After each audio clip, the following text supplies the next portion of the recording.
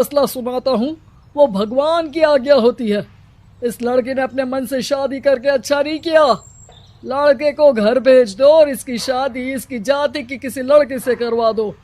लेकिन ये लड़के, इसे तो गांव के बाहर निकाल दो। नहीं नहीं जमींदार साहब, ये क्या बोल रहे हैं? ऐसा नहीं हो सकता। मेरी बेटी मासूम है, इसे अच्छे बुरे की समझ नहीं है। अरे कहाँ जाएगी ये बेचारी? कहाँ जाएगी? इतनी चिंता है तो पूरे परिवार का गांव निकाला कर देते हैं। बेचारे पूरे बसे बसाए परिवार को गांव छोड़ना पड़ता है। चाहे जो हो, अगर बेटियों को कंट्रोल नहीं कर सकते तो गांव में रहने का कोई मतलब नहीं है। यहाँ औरतों को दब कर रहना होगा। कोई भी अपने हिसाब से कुछ नहीं कर सकता, सब ईश्वर की मर्जी से ही होगा। तभी गांव का एक आदमी दौड़ा दौड़ा आता है। सरपंच साहब, जमींदार साहब, वो कालिया है ना, उसकी बेटी पढ़ने के लिए शहर जा रही है। अच्छा, ये कब हो गया? और कालिया की हिम्मत कैसे हो गई ऐसा करने की? लेकर आओ उसे और उसकी बेटी को। बस फिर क्या था, हाजिर हो जाते हैं कालिया और उसकी बेटी सरपंच के सामने। अरे कालिया, ये क्या सुनने में आ रहा है? बेटी को इंजीनियर बना रहा है तू? और ये बता, गांव में तो स्कूल नहीं है, फिर कहां से इतनी क्लास पास कर गई तेरी बेटी?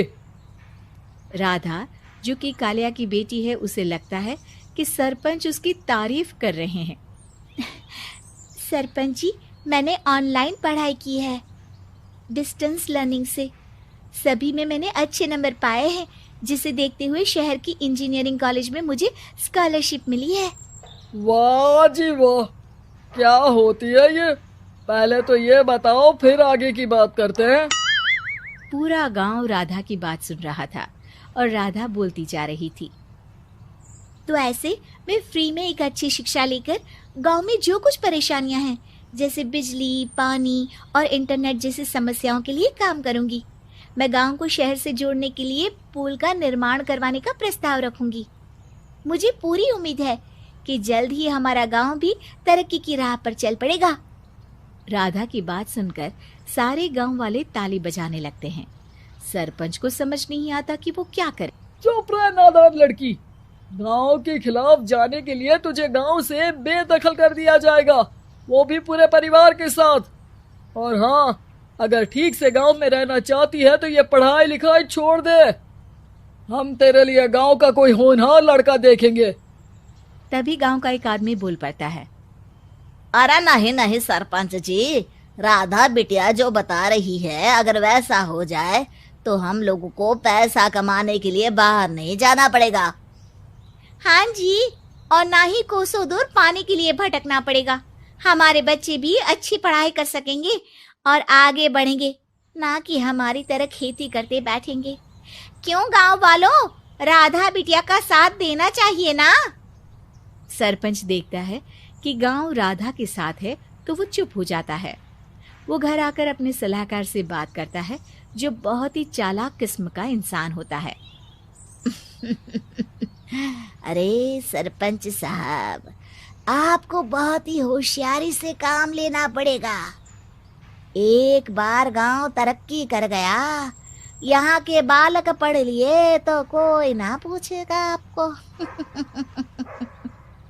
और फिर ये जो बेटा और बेटी है ना आपके, इनको भी आम लोगों की तरह ही जीवन जीना होगा।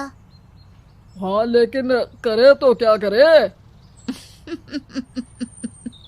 वो ना आप मुझ पर छोड़ दीजिए, बस मैं जैसा बोलूं करते जाइए। अगले रोज सुबह जब गांव वाले सोकर उठते हैं तो राधा के घर के बाहर और साथ ही वो लोग जिन्होंने राधा का सपोर्ट किया था, उनके घर के आगे लाल रंग से कल आऊंगी लिखा होता है। कल आऊंगी, ये क्या होता है? अरे यह तो खून से लिखा है, लगता है कोई भूत प्रेत या चुड़ैल का साया है। चलो सरपंच जी के पास चलते हैं। सभी सरपंच के पास जाकर उसे सारी बात बताते हैं। और ये तो बड़ी मुश्किल की बात है। चलो, मैं एक बाबा को जानता हूँ, उन्हें बुला लेता हूँ। सरपंच बाबा को लेकर गांव के घर के बाहर जाता है। ओहो, तो ये वो चुड़ैल है जो उन लोगों को निशाना बनाते हैं जो गांव को बदलने का सपना देखते हैं। वो गांव को ऐसे ही संपन्न देखना चाहती है। वो नहीं चाहती कि कोई बाहरी यहाँ का कायाकल्प करे। क्या तुम लोगों में से किसी ने गांव को बदलने की सोच रखी है? तभी राधा की माँ रोते रोते आती है। मेरी राधा घर से गायब हो गई है। अरे कोई तो बचाओ, मेरी बच्ची कहाँ गई?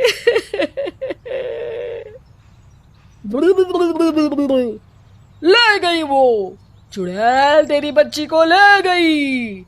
अब वो उसे श्रापित करके छोड़ेगी। उस पर चुड़ैल का साया हो जाएगा। तभी बुरी सी हालत में राधा भी वहां आ जाती है। उसके बाल चुड़ैल की तरह फैले होते हैं और कपड़ों में खून लगा होता है। सभी राधा को देखकर डर जाते हैं। माँ, पता नहीं मुझे कौन उठा कर ले गया था। अरे दूर दूर हो जा चुड़ैल, अब हम लोग इस गांव में नहीं रुकेंगे। अरे कैसे बातें कर रहे हैं आप? कल तो आप मेरे भरोसे गांव का हुलिया बदलने, अपने बच्चों को पढ़ाने और तरक्की उन्नति की बात कर रहे थे, तो आज क्या हो गया आपको? ये फिर तुम लोगों को बहकाएगी। ये चुड़ैल गांव में आ चुकी है। ऐसे ही ये तुम्हारे घर के बच्चों को भी ले जाएगी। गांव वाले राधा को गांव से बाहर निकाल देते हैं। उसके माँ बाप रोते रहते हैं, लेकिन गांव वाले नहीं मानते। मैं भी अपनी बहन के साथ गांव के बाहर रहूंगा, लेकिन वो पढ़ाई नहीं छोड़ेगी। वहीं सरपंच के घर पर सलाहकार कहता है, देखा, सांप भी मर गया और लाठी भी नहीं टूटी। लेकिन अगले ही दिन सरपंच के घर के बाहर भी वही शब्द लिखे होते हैं। और फिर सरपंच की बीवी कहती है, हमारी बेटी को किसी ने अगवा कर लिया है। तभी राधा का भाई वहां आ जाता है। अरे गांव वालों, मैंने सरपंच जी की बेटी को देखा था। वो चुड़ैल उसे उठाकर ले जा रही थी। अरे क्या मजाक कर रहे हो? नहीं नहीं सरपंच जी, आप नहीं जानते। वो चुड़ैल अब आपकी बेटी में आ जाएगी, जैसे राधा के अंदर आ गई थी। तभी सरपंच की बेटी वैसी ही हालत में वहां आती है जैसे राधा आई थी। पापा, पता नहीं कैसे मैं गायब हो गई थी। चुड़ैल, इसके अंदर भी चुड़ैल का साया है, मारो इसे। अरे नहीं नहीं, इसे भी राधा के पास गांव के बाहर ही भेज दो। अरे चुप रहो, मेरी बेटी कहीं नहीं जाएगी और चुड़ैल बुड़ैल कुछ नहीं होता है। अरे कैसे बात कर रहे हो सरपंच जी? आप तो बोल रहे थे कि आपका फैसला भगवान का ज्ञान होता है, तो अपने पर बात आई तो अब आप ऐसे बोल रहे हैं। अरे ना ना ना, आपको अपनी बेटी को त्यागना ही होगा। अरे बुलाओ बाबा को। राधा का भाई बाबा को ले आता है, जिसे अब गांव वालों के डर के कारण सच बोलना पड़ता है। मैं कोई बाबा नहीं हूँ, मैं तो मोची था। ये सलाहकार महोदय ने मुझे कहा था एक्टिंग करने को। अब वो मुझे पैसे देने वाले हैं। अब मुझे माफ कर दो। गलती हो गई, मुझे माफ कर दो। तभी वहां राधा आ जाती है। देखा सरपंच जी, जब गांव के बच्चे साक्षर होंगे तो आप जैसे लोगों की चालाकी नहीं चलेगी।